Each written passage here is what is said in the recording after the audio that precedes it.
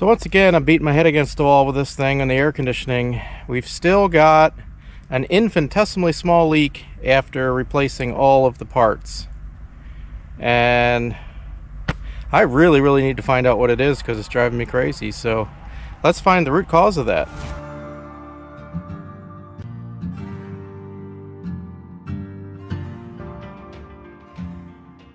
So it has been about 4.5 weeks now, and it has just now started bleeding down, and the compressor is staying short cycled throughout its total operation. Not good. So it's not completely leaked down yet, but it's getting there. It will be soon. So my suspicion is this has changed, this leak has changed and gotten better as we've replaced parts, and I keep going back and I just can't find anything wrong with the individual parts that would, you know, maybe the compressor nose seal, but we replaced that right out of the gate and that didn't solve anything. I'm thinking it's something to do with the seals. Now this thing uses a lot of sealing washers. I think the only O-rings it uses are in these switches. And the switches are brand new too, and those O-rings. I can't find anything with my sniffer. I can't find anything with dye and a UV light. I can't find anything by spraying detergent and just looking for leaks or bubbles when it's running. I'm getting nothing. And I just don't think that I'm going to find it by any standard detection tests, because I've tried over and over.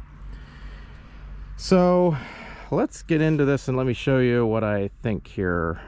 So I think because it has gotten better, changed, and improved as we replaced parts, replaced seals, but because of that, I think maybe it's the seals themselves. I'll show you here. I don't like sealing washers, and I think almost all of this is sealing washers, except for this. It's a metal ring with a rubber insert, if you're not familiar with what a sealing washer is. They use them a lot on this generation GM. And I'm starting to suspect those. They may not be thick enough.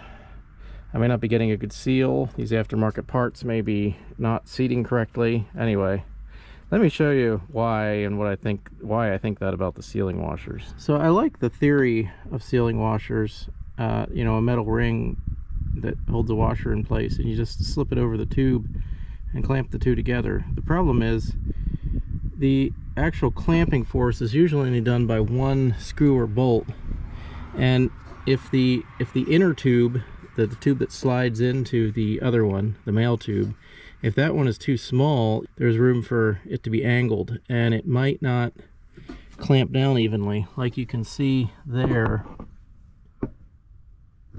Like it's not clamped down completely smooth and tight. It's 1.15 at the top and about 1.55 down at the bottom. And that is a severe offset there. That could be our leak. I don't know. I mean, you can see it. It's not even. You can see the gap here, or it's tight up here, and there's a gap here. I don't know. I can try that one. I can try a thicker sealing washer. Maybe it's not thick enough. At the same time, I need to get in here to check the.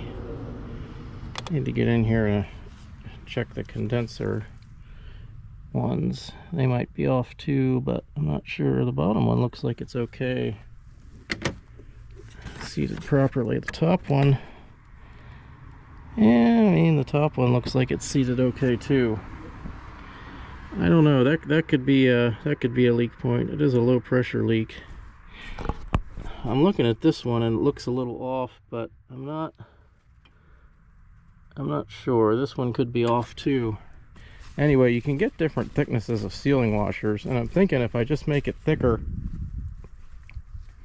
it will, you know, if I just make it thicker, it'll help shore up that angle and maybe not want to clamp at such an angular spot. So these sealing washers, I don't know, these are supposed to be, see, I think these are going to be too thick, because I think these are like 3mm. I don't know. See, that's the actual thickness there of the gap we're looking to fill. I think they're all pretty much that. That one's off by a little bit. I don't know what the tolerances are on these either. Maybe the reds and the greens are different. Maybe we can try a thicker one. These are refrigerant rated, I believe. I mean, I hope they are. They could be lying to me. So this is what we're using now. I mean, these are pretty skinny. I don't know if this kit comes with all the proper diameters, but I think it should. They need to be relatively close. I think I'm going to go through and replace them and see what happens. I'll measure as I go and kind of find what the best optimum washer thickness for that is as I go through it. So, well, let's take a look and see what happens. So if we look at this one, for example, I've got the one that came with the hose. It has to fit down into this insert here. At the same time, it has to be the right height and everything. The problem here, so I've got this on, but you can see the gap here. It just, what in the world? Do I have to put a washer in there to shim that? So that's one. Okay, back to the one that came on it. Put that on there. There's still a little bit of offset there. I don't know. I mean, I could try a washer under there. It'd have to be just the right thickness washer. If we try a thicker washer, and then this is ridiculous, but at this point I'm kind of willing to try a lot of different things because nothing is working here. Yeah, that might work. That might actually work. I don't know. Let's see what happens. What in the world is going on here? Screw won't screw into it properly. It's still going to go in crooked. What in the world? Is it the screw? Is it the threads? Is it the angle the hole's cut in the hose? Yeah, see, I have to push it like up there to get it. I don't know about this. Trying to hold it in place and tighten it at the same time. It's getting tight. I'm going to strip the compressor here in a minute. I can't tell if that's tight or not. No, it's not tight. What in the world is up with this? I think this aftermarket compressor is junk. I have to go back and see what the warranty is on this because this is ridiculous. I don't think the hole's threaded right. Junk aftermarket parts. I could put the original compressor back on. I don't know. I've not been able to confirm if it was leaking or not. Yeah, it's still not seating flat, even though it's flat on here. And you can see where the threads are digging into the, well, I can see it. I don't know if you can see it on camera. They're digging into the side. I need to take a picture of this for any warranty, I guess, but there's probably no warranty by now. It's probably been too long because I've been testing everything else. See if I hold it like it's supposed to be. There's a gap up here at the top of the seat. I don't think they ran the... I don't think the screw is 90 degrees. Oh, this is horrible. Well, we're backing down again. I did my best to resolve this one over here, and it feels like the whole thickness is wrong. This one was actually, it's like there was way too much room, and that's why it was not seating in there right. I did put some washers in here, and it appears to be seating flat. I don't know if it is, but I guess the vacuum will tell us. We're getting down there. Not as good as I'd like it, but when I shut them off, it doesn't leak down. So over here, that seems to be much better. This is the old compressor. And I never confirmed if it has a shaft seal leak. Other than I just got the tiniest, ittiest, bittiest hit of dye there. But it could have been just aluminum corrosion too, because aluminum corrosion will sometimes show up green on the UV light. I'm gonna vacuum this down and see what a couple hours will do to bring it down.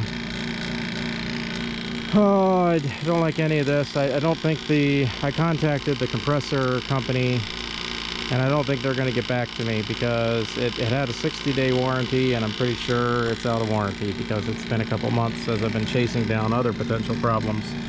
And I never even encountered that before. I didn't think that would be an issue.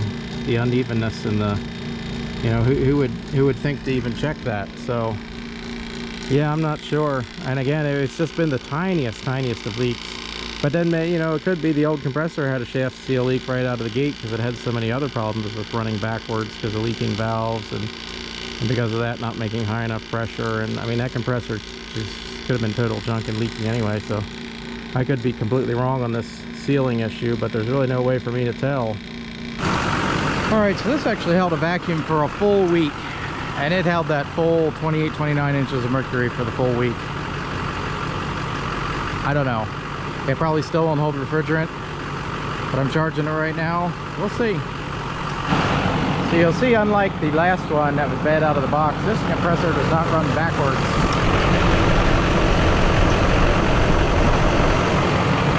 I don't know how well you can see that on camera, but the clutch clicks and it just slows to a stop and stops. It doesn't go backwards after it stops.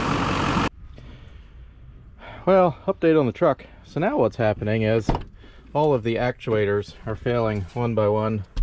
So the driver's side temperature actuator right there has failed. I'm going to replace it. I've already replaced a couple other ones because they keep failing one after the other.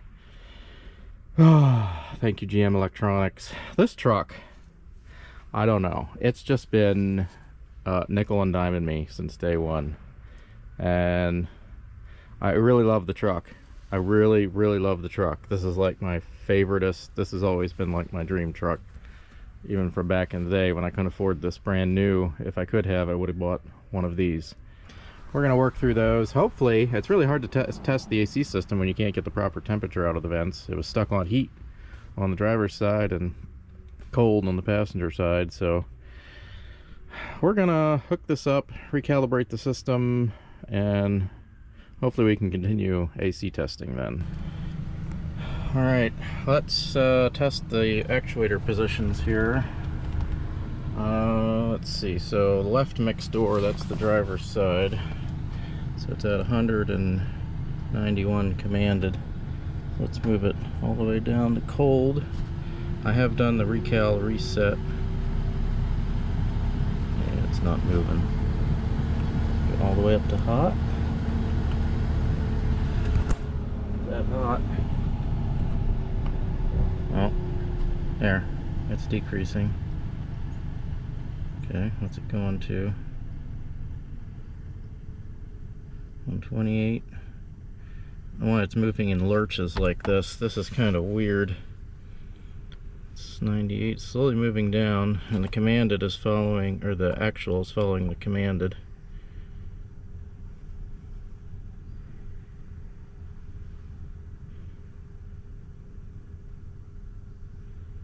Should have gone through its recal. Okay, so 62 is about where it stopped. Okay, let's move it down to cold again. Okay, so now we should see it command an increase. Yeah, there we go. Okay, it's commanding up.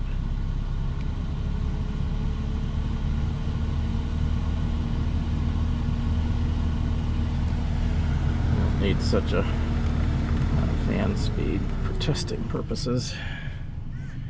It's kind of moving up in lurches again. Okay, so it's definitely going up. Okay, so the right door mix is at 60. Let's move it all the way hot. I'm gonna try to move it all the way hot. I don't like these electronic control modules. This one's getting jumpy. So there we can see there, okay, it's jumping up again in increments. I don't know why it does that. Probably part of the automatic system, but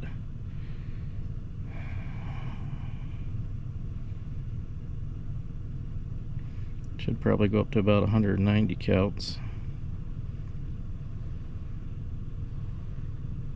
Alright, good enough for government work. Let's move that one back down. I don't need heat. I don't particularly care about the heat as long as it works. Okay. Should see that move back down again. Okay, there it goes. All right, that's starting to move down. Okay, let's verify the mode door. There are 8 counts on the mode door. I don't know what mode we're on right now, but let's put it on vent. I guess it was on vent. Let's put it on both vent and floor. Okay, now we're moving. Okay, so that one's working. Now floor only. Goes right down to 128. Okay. Alright, back to where we actually want it.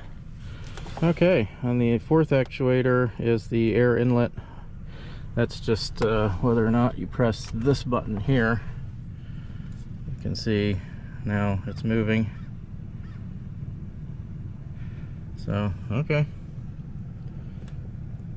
And stop. So, okay. Supposedly, finally, all of the actuators are working again. So now we can actually get back to the real testing. If you want to see how to replace those actuators and what a pain they are, there's plenty of YouTube videos out there on them.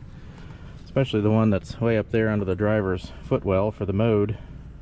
Yeah, lots of pain getting everything lined up, but you can do it. Wouldn't have expected anything less from this truck. Alright, let's actually get back to testing the AC now. Well, compressor's running. Not short cycling. The tube is cold and sweating. We're getting cold air out of both sides. Woo! Nice cold air. And whatever degrees that reads, I can't see that. 60 degrees. And we kind of just started it up, so. Maybe it's working. The question is, how long will it stay working? I mean, I know it's working now, but will it leak down again? I don't know. If you're wondering to reset the actuators, you pull that fuse there. That's the HVAC cast fuse. This isn't really an electronic troubleshooting video, but, you know, if you got that far and you're interested and you're asking how I recalibrated the actuators, just pull that fuse for 10 seconds and then put it back in. Now we're talking. We finally have cold air. Oh, it's down to 58. Well, now we'll call that good for now. You know, till it leaks down again, but that'll be the next update. If not, we'll terminate this video here, but it'll probably leak down. Well, it's been about 3 months, probably 4 by the time you see this video. And cross your fingers, and I'm probably jinxing it, but it hasn't leaked down yet. At least enough to start short cycling the compressor or anything. So, I don't know. Maybe it's working. At any rate, it's so far working better than it was. So even if it has a small leak, which, I don't know. This is my work truck. I don't have time to play with it all the time. If it's a very slow leak, I can handle that. I haven't noticed it yet. So, is it a win? Maybe. I think. I mean, the AC won't blow your pants off, but it works, and that's the important thing. So, yeah, I'll take it. Maybe now I can save up some money to put new tires on this thing. I've still been driving this thing with the original tires, and I know it scares people, but I have put a lot of miles on this.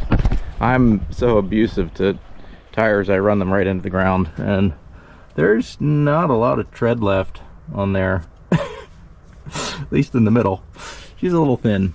I have to invest in tires. I'm gonna have to, because if I blow a tire on one of these, it's gonna shred my as yet unshredded composite fenders. And if you're familiar with these bedsides, this is an entire like composite plastic thing, and once they go, it's ugly, and then I'd have to put a utility bed or something on it. So definitely can't afford that, but new tires are cheaper. I know. Nobody cares. Everybody has money for new tires. Unfortunately, I don't. Channel certainly doesn't pay for them. Speaking of which, if you want to support the channel, please subscribe. Helps out the channel, and, well, maybe down the road, maybe I'll make a buck someday off of it. Anyway, I appreciate any likes, subscriptions, comments. Helps the channel, puts me in a good mood, and as always, thanks for watching.